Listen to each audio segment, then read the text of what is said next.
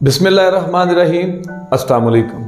मकान मैनेजर के official channel से मैं हूं आमिर रज़ा और मैं हूं शाहिद रज़ा और आप देख रहे हैं प्रोग्राम कानून मैनेजर। नाज़रीन, स्पेसिफिक रिलीफ एक्ट का ये तीसरा पार्ट है और आज फिर से हम सिर्फ दो चीज़ों पे शाह साहब की खिदमात और उनकी रहनुमाई लेंगे ताकि आप लोग समझ सकें कि वो कौन कौन सी ऐसी सूरत हाल है या कौन कौन से ऐसे हालात हैं जिनमें आप कोर्ट से रजू करके इस कानून के तहत दादरसी हासिल कर सकते हैं। जो आज का पहला सवाल है वो मैं इनकी खिदमत में रखूँगा, वो ये है कि स्पेसिफिक परफॉर्मेंस जो है वो किन किन सूरतों में कोर्ट किसी को दे सकती है या उस पर डिग्री पास कर सकती है, नंबर वन। और जो इसका ज़ैली सवाल है दूसरा, वो ये है कि क्या हम as a matter of right court से स्पेसिफिक परफॉर्मेंस सीख कर सकते हैं या ये सोलली कोर्ट की डिस्क्रिशन है। तो ये दो चीज़ें मैं पहले सवाल में आपसे पूछना चाहूँगा। बिस्मिल्लाहिर्रहमानिर्रहीम। शुक्रिया आमिर साहब, आपके सवाल बहुत अहम हैं और उनके बारे में मैं जवाब हमेशा की तरह जैसे हमने ये प्रोग्राम शुरू किया था कि ये जवाब एक आपके लिए भी है और जो यंग वकला हैं उनके लिए भी है जिन्होंने इसके ऊपर जो तैयारी करनी है या इसको देख के उन्होंने अपने केसेस को तैयार करना है। तो सवाल का पहला हिस्सा कि स्पेसिफिक परफॉर्मेंस क्या एज ए मैटर ऑफ, मैं उसको दूसरे हिस्से को मैं पहले कर रहा हूँ कि क्या स्पेसिफिक परफॉर्मेंस आपको as a matter of right दी जाती है या ये डिस्क्रिशन ऑफ द कोर्ट है। तो इसका जवाब ये है कि ये डिस्क्रिशन ऑफ द कोर्ट है। ओके।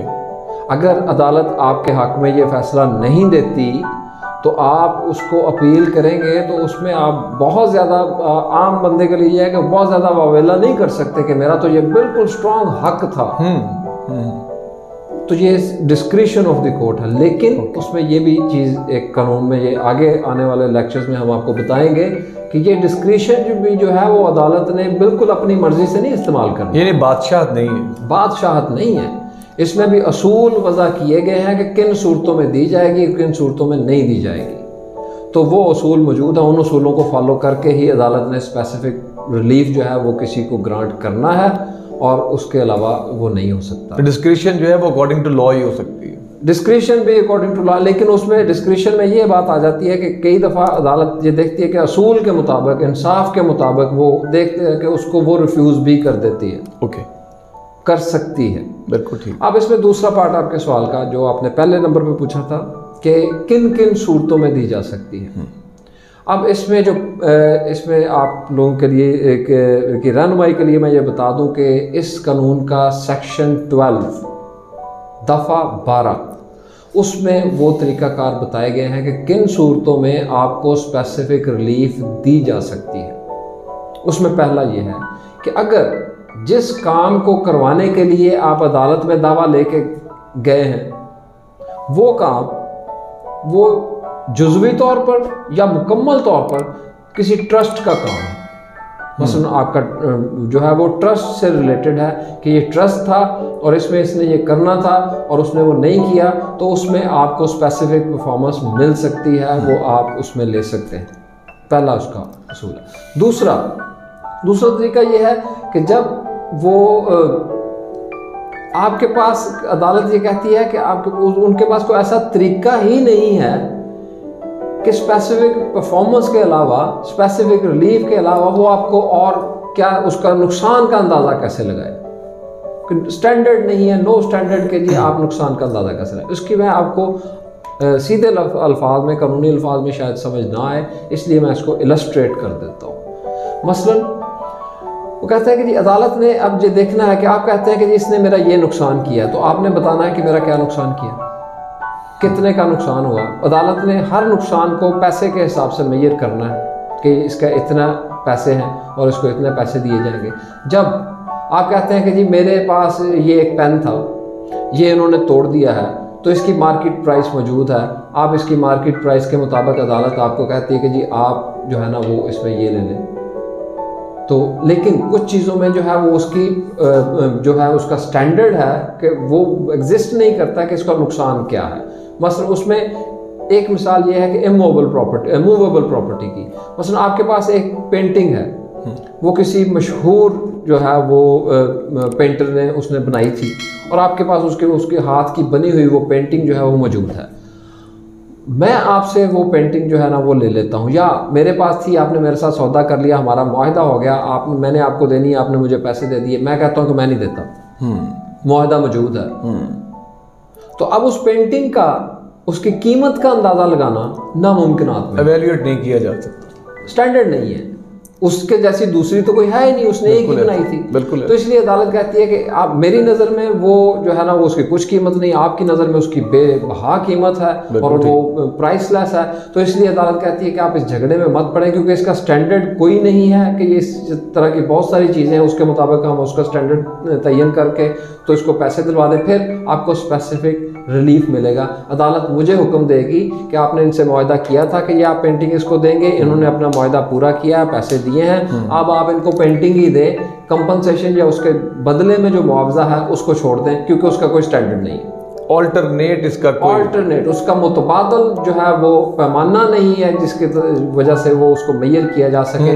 तो आप ये साबित कर दें कि स्टैंडर्ड कोई नहीं है, तो फिर आपको स्पेसिफिक रिलीफ मिल जाता है। यानी जब नागुज़ीर हो जाए उसको स्पेसिफिकली अपने पार्ट को परफॉर्म करना, तो कोर्ट कहेगी इसको परफॉर्म करें, क्योंकि अगर कोर्ट के पास ऑल्टरनेट इसका कोई रास्ता हो इसको रिजॉल्व करने का, जैसे कि फाइनेंशियली के पैसों के हवाले से उसके नुकसान का अदाला किया जा सके, उसको भरपाई की जा सके, अगर वो नहीं हो सकता तो फिर कोर्ट स्पेसिफिक करेगी, क्योंकि इसके पास हल नहीं है, हल नहीं है।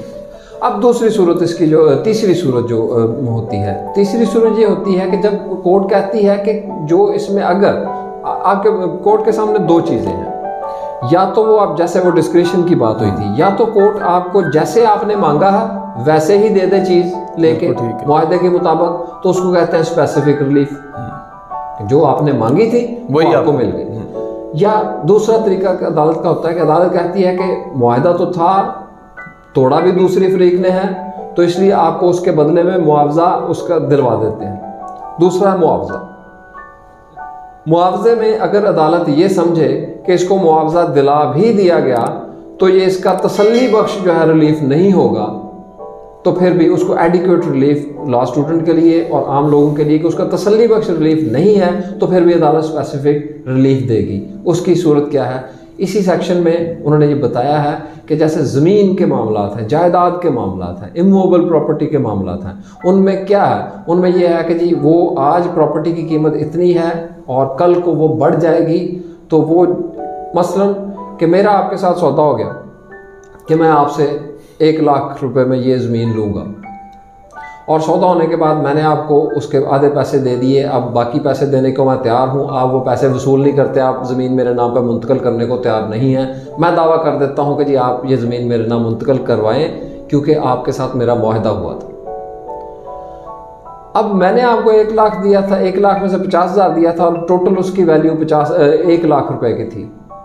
अब उस दावे को चलते चलते 2, 3, 4 साल हो गए, या 1 साल में भी कई दफ़ा प्रॉपर्टी जंप कर जाती है और उसकी कीमत ज़्यादा हो गई, लेकिन मुआहदे के मुताबिक अगर मुझे वापस मिलेगा तो मुझे तो वो 50,000 ही मिलेगा जो मैंने दिया था। डेफिनेटली पैसा डी वैल्यू होना है, प्रॉपर्टी जो है वो, तो वो प्रॉपर्टी जो है, और उसके लिए मुझे, और मेरा कसूर भी कोई नहीं था, मैं मुआहदा पूरा करने के लिए तैयार भी था, तो वो इसलिए अगर मुझे पैसे वापस मिल जाएं और थोड़े से अदालत बढ़ा के भी दे दे तो फिर भी वो मेरे लिए एडिक्वेट रिलीफ नहीं है, क्योंकि प्रॉपर्टी के मामले में वो कहते हैं कि जी आम तौर पर यही समझा जाएगा कि इमूवेबल प्रॉपर्टी के मामले में पैसा एडिक्वेट रिलीफ नहीं है, उसमें ज़मीन ही दी जाएगी, मतलब स्पेसिफिक परफॉर्मेंस दी जाएगी, इसलिए उस सूरत में भी आपको स्पेसिफिक परफॉर्मेंस मिल सकती है। और मूवेबल प्रॉपर्टी की सूरत में भी यही है कि अगर वो आम तौर पे उसके बदले में पैसे को एडिक्वेट रिलीफ समझा जाता है, हाँ आप उसको साबित कर सकते हैं, जैसे मैंने पिछली मिसाल में बताया कि जी एडिक्वेट रिलीफ नहीं, अगर वो साबित कर जाते हैं तो फिर आपको उसमें भी वो मिल जाएगी स्पेसिफिक रिलीफ, अदरवाइज नहीं मिलेगी। अब उसमें एक और तरीका है कि जी सूरत हाल, कि उस सूरत में भी आपको स्पेसिफिक रिलीफ देना अदालत की मजबूरी होती है, या अदालत को देना चाहिए, कि जब वो कहते हैं कि जी आपके कोई ऐसा जो है ना वो इसमें कंपनसेशन जो है, मुआवजा जो है वो लिया नहीं जा सकता। वो इस वजह से नहीं लिया जा सकता, मेरे पास एक प्लॉट है, मैंने उसका आपके साथ सौदा कर लिया, मेरे पास वही प्लॉट है, उसके अलावा ना मेरे पास बैंक बैलेंस है ना कुछ है, मकान है, प्लॉट है, जो भी है, वो सोल प्रॉपर्टी है, सोल प्रॉपर्टी है मेरी, मैंने उसका सौदा कर लिया और मैं आपको वो जो है वो आपके नाम पे मुंतकिल नहीं कर रहा, इनराफ कर गया, इनराफ कर गया। आप मेरे खिलाफ दावा करते हैं, अब मेरे पास वो पैसे भी नहीं है, आपने मुझे 10,000 रुपये चलो जी बयाने का दे दिया था, मेरे पास वो पैसे भी नहीं, वो आपने खर्च लिए, वापस भी नहीं कर खर्च लिए। अब अगर अदालत उसमें मुझे मुआवजा भी डालती है कि हर्जाने के तौर पे भी आपको पैसे देने का हुक्म करती है, तो मुझसे कहाँ से लेंगे? बिल्कुल ठीक है। तो इसका मतलब है कि आप कंपनसेशन जब अदालत दिलवा ही नहीं सकती तो फिर वो स्पेसिफिक रिलीफ कहेगी कि इसके बदले में आप स्पेसिफिक रिलीफ, और रास्ता ही नहीं बचता, रास्ता कोई ना बचे। तो ये 4 सूरतें हैं कि जब जुज़वी या कुल्ली तौर पर ट्रस्ट से रिलेटेड हो, जब जो है वो उसका कोई स्टैंडर्ड एग्जिस्ट ना करता हो, या जब उसमें आपको वो दी ना जा सकती हो, आप कंपनसेशन जो है वो लेके दी ना जा सकती हो, या जो है वो आप क्या कहते हैं कि जी ऑल्टरनेट वे ना हो। इन सूरतों में आप जो है ना वो, यानी आप इसको इस तरह समराइज कर सकते हैं कि लॉ में जो मौजूद है उसका जो बुनियादी इंटेंट यही है कि जब कोर्ट के पास कोई रास्ता ही ना हो तो कोर्ट समझती है कि ये नागुज़ीर है, इसी पे मैं इम्प्लीमेंट करवाऊंगी तो उसको अदालत से मिलेगी, क्योंकि उसका हक तो उसने अपना जो है डिटर्मिन करवा लिया कोर्ट से। अब कोर्ट के पास और कोई रास्ता नहीं है, जब निकलने का कोई रास्ता नहीं है तो फिर यही है कि जो आपने तय किया था अब वो आपसे करवाया जाए। इस तरह सिंपल वे में कह सकते हैं। अच्छा, दूसरा जो आखिरी सवाल है जो इस अपना टॉपिक पे आज का, वो ये है, एक तो ये है कि हम कुल्लुहुम कहते हैं कि जो मेरा इसके साथ ओरल या इन राइटिंग एग्रीमेंट था उसको कोर्ट स्पेसिफिक इसकी परफॉर्मेंस की मुझे डिग्री दे।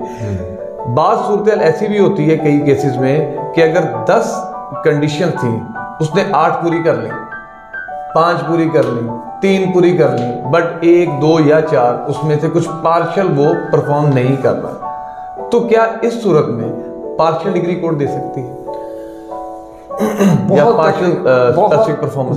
टेक्निकल सवाल है, बहुत टेक्निकल सवाल है। जो इसके अलावा एक दूसरा कानून है कॉन्ट्रैक्ट एक्ट।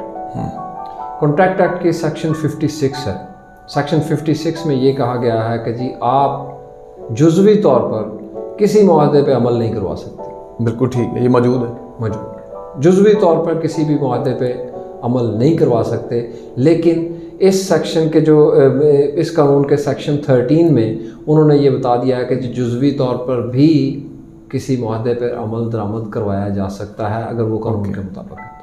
बिल्कुल ठीक, यानी ऐसे हो सकता है जी, बिल्कुल हो सकता कि अगर कोई एक पार्टी कुछ शराइत में से कुछ शराइत ना माने और कुछ को मान चुकी हो, तो फिर आप कोर्ट के जरिए जिन चीज़ों से वो इनहराफ कर रही है, रिजाइल कर रही है, तो आप उनकी हद तक स्पेसिफिक परफॉर्मेंस की डिग्री ले सकते हैं। इसमें रिजाइल से भी हट के बातें हैं, इसमें कुछ सिचुएशंस दी हुई हैं। इसके सेक्शन 13, 14, 15, 16 और 17, इसके 5 सेक्शन जो हैं वो इसके रेलिवेंट हैं। उसकी पहली सूरत जो सेक्शन 13 की मैं आपको बता रहा हूँ, सेक्शन 13 की सूरत ये है कि अगर मुआहदा हुआ, मैं डायरेक्ट आपको इलस्ट्रेशन में ले जाता हूँ ताकि आप कंफ्यूज ना हो। मेरा आपके साथ मुआहदा हुआ, ओके, और मुआहदा हो गया 1 जुलाई 2021 को, ठीक है। अब प्रॉपर्टी जिसका मुआहदा हुआ वो एक मकान की सूरत में है, ठीक है जी, वो लाहौर में है, ओके। हम मुआहदा कर रहे हैं, ना आपके इल्म में था ना मेरे इल्म में था कि ज़ल्ज़ला आया और वो मकान गिर गया। और वो मकान हमने 1 जुलाई को किया है मुआहदा, वो 30 जून को 29 जून को वो मकान गिर गया। मेरे इल्म में नहीं, बेचने वाले के इल्म में भी नहीं है, ख़रीदने वाले के इल्म में भी नहीं है, उसका कुछ हिस्सा जो है ना वो ख़त्म हो गया। तो उस सूरत में आप क्या करेंगे, आप उसमें जो है वो partial performance of the agreement के लिए जा सकते हैं। यानी जो उसकी ज़मीन है एटलीस्ट उसकी मुंतकिली के लिए आप जा सकते हैं, इस तरह से आप कहना चाह रहे हैं? बिल्कुल ठीक है, उसके लिए फिर आप जा सकते हैं। आप अगर ख़रीदार की ये चॉइस होती है कि ख़रीदार अगर चाहे कि जी ठीक है हमने ये सोचा था कि ये मकान होगा लेकिन मकान गिर गया, अब उसमें ज़रूरी चेंजेस के साथ मुझे ज़मीन की हद तक ही वो मेरे हक़ में कर दिया जाए, तो वो आप ख़रीदार का राइट होता है। मालिक नहीं कह सकता कि जी अब वो मकान था वो गिर गया है, अब आप उस पर इसको कहेंगे जी मुझसे ख़रीदे, लेकिन ख़रीदार के लिए ये राइट है कि वो आके कह सकता है कि जी हाँ जी मुझे ज़मीन ही कबूल है, तो वो उसमें पार्शली भी उस पर वो कर सकता है। बिल्कुल ठीक है, यानी ऐसा भी सूरत हाल है कि अगर कोई पार्शियल आप परफॉर्मेंस चाह रहे हैं तो कोर्ट से सीख कर सकते हैं, कोर्ट इस पर डिग्री जारी कर सकते हैं और उसमें वो अमेंडमेंट कर लेते हैं, प्राइस की अमेंडमेंट कर लेंगे। बिल्कुल ठीक है, वो मुख्तलिफ सिचुएशन के साथ।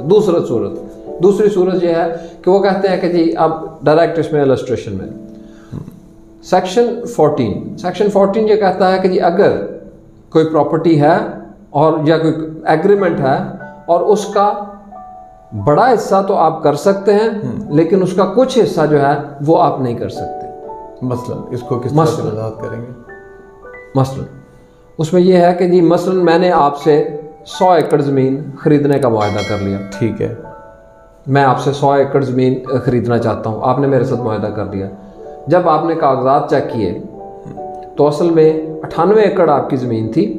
बिल्कुल ठीक है। 2 एकड़ आपकी ज़मीन ही नहीं थी। बिल्कुल ठीक है।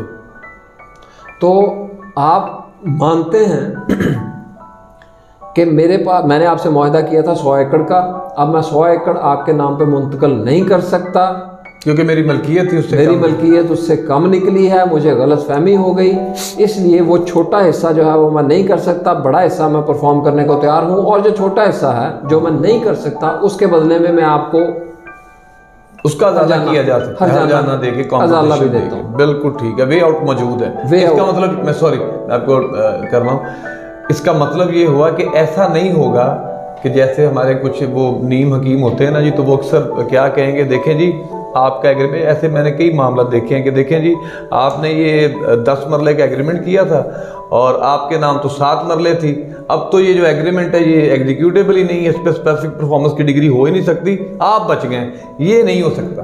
अगर एग्रीमेंट इस्टेब्लिश हो गया, डिटरमन हो गया कि वो एग्रीमेंट वाकई आपके दरमियान हुआ था, विदाउट कॉशन था, एज पर लॉ आपने किया था, बट आप किसी वजह से कोई फैक्चुअल गलती का शिकार हुए, अबहाम का शिकार हुए और आपने गलती से अपने टाइटल से जायद का कमिट कर लिया, तो कोर्ट क्या करेगी कि जितनी आपकी मलकियत मौजूद है उसके ऊपर स्पेसिफिक परफॉर्मेंस की डिग्री जारी कर।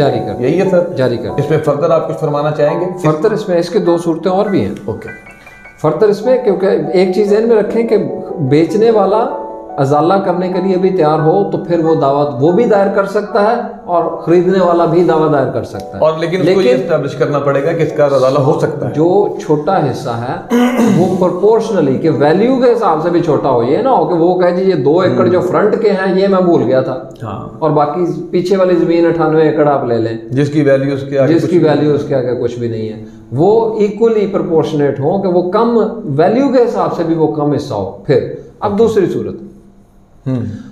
सूरत ये है कि अगर इसी मिसाल को कंटिन्यू कर लेते हैं, 100 एकड़ का हमने मुआहदा किया, बाद में मुझे पता चला कि आपके तो सिर्फ 50 एकड़ है। बिल्कुल ठीक। आप कहते हैं कि चले जी 50 एकड़ का कर लो, अब ये मेरा इख्तियार है। अच्छा, ठीक हो गया। उसमें आपका हक नहीं है कि आप दावा दायर कर लें। बिल्कुल ठीक। मेरा हक मौजूद है कि मैं दावा दायर करके कहूँ कि चले मुझे 100 में से 50 भी कबूल हैं। बिल्कुल ठीक है, लेकिन मुझे साथ में ये भी बताना पड़ेगा कि मैं बकिया हिस्सा जो है उसके बारे में अब मैं दावा नहीं करूँगा, उसको मैं छोड़ता हूँ, उसको अब गिव अप करना पड़ेगा। बिल्कुल ठीक है, उसको मैं गिव अप करने में तैयार हूँ, तो वो फिर जो है वो बिल्कुल वो ख़त्म हो सकता है। बिल्कुल ठीक। अगली सूरत इसकी, वो कहते हैं कि जी उस सूरत में भी जुज़वी मुआहदा जो है वो उसके ऊपर अमल दरामद करवाया जा सकता है जब एक ही मुआहदे में 2 इंडिपेंडेंट तरीक़ों से वो डील हो। ज़रा वज़ाहत फरमा दें इसकी। एक हो सकती है, दूसरी नहीं हो सकती। मसलन मैंने आपके साथ एक मुआहदा कर लिया और उस मुआहदे में है कि जी हम ये फ़लाँ कॉलोनी में आपका ये प्लॉट है, वो प्लॉट इतनी कीमत उस प्लॉट की है, उसकी इतनी कीमत मैं आपको अदा करूँगा इतनी तारीख तक, और आप वो प्लॉट मेरे नाम पे मुंतकिल कर देंगे। बिल्कुल ठीक है। और उसी मुआहदे में हम अगला हिस्सा लिख देते हैं, आपका एक और प्लॉट एक दूसरी कॉलोनी में भी मौजूद है। बिल्कुल ठीक है। उस प्लॉट की इतनी कीमत है और वो इतनी कीमत में आप मुझे देंगे। बिल्कुल ठीक है। अब निकलता क्या है, उसमें से एक प्लॉट जो है वो आपने को कर्ज लिया था या क्या हुआ था, वो अदालत की डिग्री हो गई आपके खिलाफ, या वो किसी की तरह से आप उसको परफॉर्म नहीं कर सकते, मेरी मलकियत से निकल आपकी मलकियत से निकल गया। तो क्योंकि ये इंडिपेंडेंट क्यों है, क्योंकि उसमें कीमत और जायदाद दोनों अलग अलग उसमें तयन किया गया, इसलिए वो आधा हिस्सा भी मैं लेने के लिए दावा दायर कर सकता हूँ कि मुझे ये एक हिस्सा इसका एग्रीमेंट का जो है वो मैं उसको परफॉर्म करने के लिए मैं वो परफॉर्मेंस मुझे दी जाए, वो मेरे नाम पे करवाया जाए। बिल्कुल ठीक। सेक्शन 17 इसका जो इसके बाद आता है उसमें कहा गया है कि जी इन सूरतों के अलावा, ये जो हमने बयान किए हैं, इसके अलावा किसी सूरत में भी जुज़वी तौर पर किसी मुआहदे के ऊपर आप अमल दरामद नहीं करवा सकते। बहुत शुक्रिया नाज़रीन। आज का हमारा इस प्रोग्राम का जो टॉपिक था उसमें 2 सवालात हमने आपसे डिस्कस किए, उनका बड़ा सेर हासिल शाह साहब ने आपको जवाब भी दिया। इसको हम यहीं पे रोकते हैं और स्पेसिफिक रिलीफ एक्ट के जो बकिया इसकी जो दफ़ात हैं, जो बकिया इसका लॉ है, इंशाल्लाह आइंदा आने वाले हम जो एपिसोड्स हैं या इसके आइंदा आने वाले पार्ट की शक्ल में प्रोग्राम्स हैं उनमें इंशाल्लाह इसको हम समअप करेंगे। बहुत शुक्रिया आपने हमें हमारे प्रोग्राम को देखने के लिए वक्त निकाला। लास्टली फिर से अपनी रिक्वेस्ट दोहराऊँगा, अगर आपको हमारी वीडियो पसंद आ रही हैं और आप समझते हैं कि हम आपको बेहतर तरीके से आपके मसाइल का हल बता रहे हैं और कानूनी मूशगाफियों से आपको बेहतर तरीके से आशना कर रहे हैं, तो प्लीज़ हमारी वीडियोज़ को लाइक करें, इन्हें शेयर करें, दूसरों तक पहुंचाएं और हमारे चैनल को ज़रूर सब्सक्राइब करें और बेल आइकन को दबाएं ताकि हर नई आने वाली वीडियो का नोटिफिकेशन आप तक पहुंच सके। अपना, अपने घर वालों का, अपने दोस्तों, अपने आसपास के लोगों का ख्याल रखें। हम दोनों को अपनी दुआओं में याद रखें। बहुत शुक्रिया। अल्लाह हाफ़िज़ जी।